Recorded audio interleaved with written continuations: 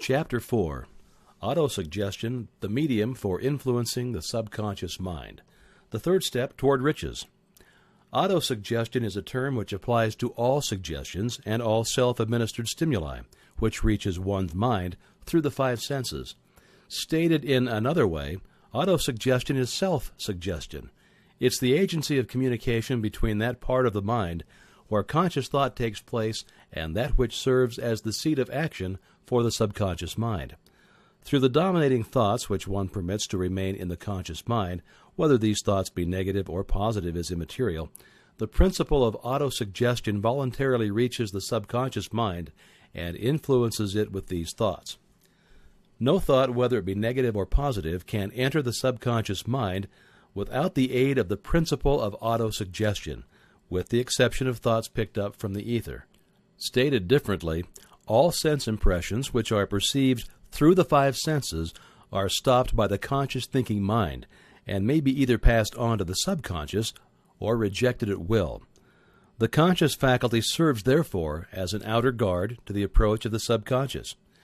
Nature has so built man that he has absolute control over the material which reaches his subconscious mind through his five senses, although this is not meant to be construed as a statement that man always exercises this control. In the great majority of instances, he does not exercise it, which explains why so many people go through life in poverty. Recall what has been said about the subconscious mind resembling a fertile garden spot in which weeds will grow in abundance if the seeds of more desirable crops are not sown therein.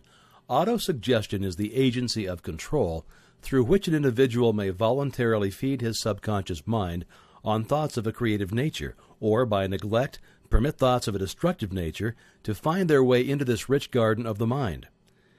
You were instructed in the last of the 6 steps described in the chapter on desire to read aloud twice daily the written statement of your desire for money, and to see and feel yourself already in possession of that money. By following these instructions, you communicate the object of your desire directly to your subconscious mind in a spirit of absolute faith. Through repetition of this procedure, you voluntarily create thought habits which are favorable to your efforts to transmute desire into its monetary equivalent. Go back to these 6 steps described in Chapter 2 and read them again very carefully before you proceed further. Then, when you come to it, read very carefully the 4 instructions for the organization of your mastermind group described in the chapter on organized planning. By comparing these 2 sets of instructions with that which has been stated on autosuggestion, you, of course, will see that the instructions involve the application of the principle of autosuggestion. Remember, therefore, when reading aloud the statement of your desire, through which you are endeavoring to develop a money consciousness, that the mere reading of the words is of no consequence unless you mix emotion or feeling with your words. If you repeat 1,000,000 times the famous Émile Couillet formula, day by day, in every way, I am getting better and better, without mixing emotion and faith with your words, you will experience no desirable results. Your subconscious mind recognizes and acts only upon thoughts which have been well mixed with emotion or feeling. This is a fact of such importance as to warrant repetition in practically every chapter, because the lack of understanding of this is the main reason the majority of people who try to apply the principle of autosuggestion get no desirable results. Plain, unemotional words do not influence the subconscious mind. You'll get no appreciable results until you learn to reach your subconscious mind with thoughts or spoken words which have been well emotionalized with belief. Do not become discouraged if you cannot control and direct your emotions the first time you try to do so. Remember, there's no such possibility as something for nothing. Ability to reach and influence your subconscious mind has its price, and you must pay that price. You cannot cheat, even if you desire to do so. The price of ability to influence your subconscious mind is everlasting. Persistence in applying the principle described here. You cannot develop the desired ability for a lower price. You and you alone must decide whether or not the reward for which you are striving, that's the money consciousness, is worth the price you must pay for it in effort. Wisdom and cleverness alone will not attract and retain money except in a very few rare instances where the law of averages favors the attraction of money through these sources. The method of attracting money described here does not depend upon the law of averages. Moreover, the method plays no favorites. It will work for one person as effectively as it will for another. Where failure is experienced, it is the individual, not the method, which has failed. If you try and fail, make another effort, and still another and another, until you succeed. Your ability to use the principle of autosuggestion will depend very largely upon your capacity to concentrate upon a given desire until that desire becomes a burning obsession. When you begin to carry out the instructions in connection with the 6 steps described in the 2nd chapter, it will be necessary for you to make use of the principle of concentration. Let us here offer suggestions for the effective use of concentration. When you begin to carry out the first of the 6 steps, which instructs you to fix in your own mind the exact amount of money you desire, hold your thoughts on that amount of money by concentration or fixation of attention with your eyes closed until you can actually see the physical appearance of the money. Do this at least once each day. As you go through these exercises, follow the instructions given in the chapter on faith and see yourself actually in possession of the money. Here is a most significant fact. The subconscious mind takes any orders given it in a spirit of absolute faith, and it acts upon those orders, although the orders often have to be presented over and over again through repetition before they are interpreted by the subconscious mind. Following the preceding statement, consider the possibility of playing a perfectly legitimate trick on your subconscious mind by making it believe that the money is already awaiting your claim, that the subconscious mind must hand over to you practical plans for acquiring the money which is yours. Hand over the thought suggested in the preceding paragraph to your imagination and see what your imagination can or will do to create practical plans for the accumulation of money through transmutation of your desire. Don't wait for a definite plan through which you intend to exchange services or merchandise in return for the money that you are visualizing, but begin at once to see yourself in possession of the money, demanding and expecting, meanwhile, that your subconscious mind will hand over the plan or plans you need. Be on the alert for these plans, and when they appear, put them into action immediately.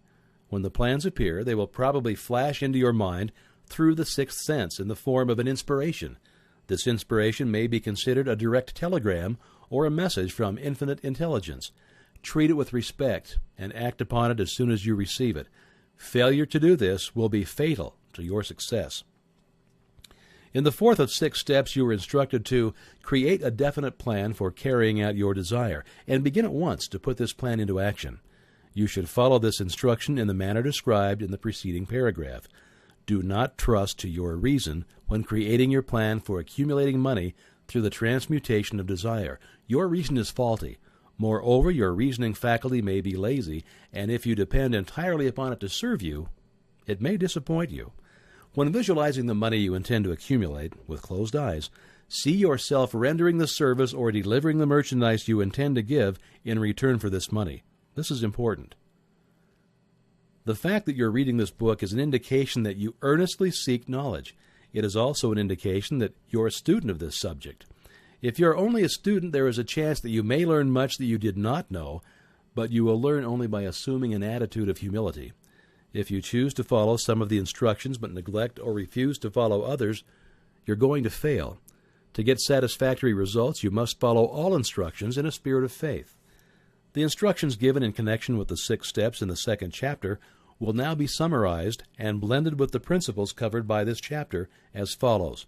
First, go into some quiet spot, preferably in bed at night, where you won't be disturbed or interrupted. Close your eyes and repeat aloud, so you may hear your own words, the written statement of the amount of money you intend to accumulate, the time limit for its accumulation, and a description of the service or merchandise that you intend to give in return for the money. As you carry out these instructions, see yourself already in possession of the money. For example, suppose that you intend to accumulate $50,000 by the 1st of January, 5 years hence, that you intend to give personal services in return for the money in the capacity of a salesman. Your written statement of your purpose should be similar to the following. By the first day of January 19th, I will have in my possession $50,000, which will come to me in various amounts from time to time during the interim. In return for this money, I will give the most efficient service of which I am capable, rendering the fullest possible quantity and the best possible quality of service in the capacity of salesman. Describe the service or merchandise that you intend to sell. I believe that I will have this money in my possession. My faith is so strong that I can now see this money before my eyes. I can touch it with my hands. It is now awaiting transfer to me at the time, and in the proportion that I deliver the service I intend to render in return for it. I am awaiting a plan by which to accumulate this money, and I will follow that plan when it is received. Second, repeat this program night and morning until you can see in your imagination the money that you intend to accumulate. Third, place a written copy of your statement where you can see it night and morning, and read it just before retiring and again upon arising until it's been memorized. Remember as you carry out these instructions that you are applying the principle of autosuggestion for the purpose of giving orders to your subconscious mind. Remember also that your subconscious mind will act only upon instructions which are emotionalized and handed over to it with feeling. Faith is the strongest and most productive of the emotions. Follow the instructions given in the chapter on faith. These instructions may at first seem abstract. Don't let this disturb you. Follow the instructions no matter how abstract or impractical they may at first appear to be. The time will soon come, if you do as you've been instructed, in spirit as well as in act, when a whole new universe of power will unfold to you. Skepticism in connection with all new ideas is characteristic of all human beings.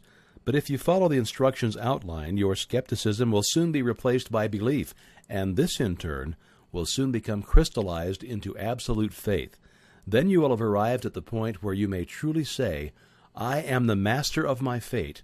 I am the captain of my soul. Many philosophers have made the statement that man is the master of his own earthly destiny, but most of them have failed to say why he is the master. The reason that man may be the master of his own earthly status, and especially his financial status, is thoroughly explained in this chapter. Man may become the master of himself and of his environment because he has the power to influence his own subconscious mind, and through it gain the cooperation of infinite intelligence. You're now reading the chapter which represents the keystone to the arch of this philosophy. The instructions contained in this chapter must be understood and applied with persistence if you succeed in transmuting desire into money. The actual performance of transmuting desire into money involves the use of autosuggestion as an agency by which one may reach and influence the subconscious mind. The other principles are simply tools with which to apply autosuggestion. Keep this thought in mind, and you will at times be conscious of the important part of the principle of autosuggestion. It's to play in your efforts to accumulate money through the methods described in this book. Carry out these instructions as though you were a small child. Inject into your efforts something of the faith of a child.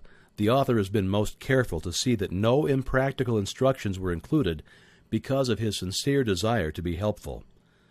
After you have read the entire book, come back to this chapter and follow in spirit and in action this instruction. Read the entire chapter aloud once every night until you become thoroughly convinced that the principle of autosuggestion is sound, that it will accomplish for you all that has been claimed for it. As you read, underscore with a pencil every sentence which impresses you favorably. Follow the foregoing instruction to the letter, and it will open the way for a complete understanding and mastery of the principles of success.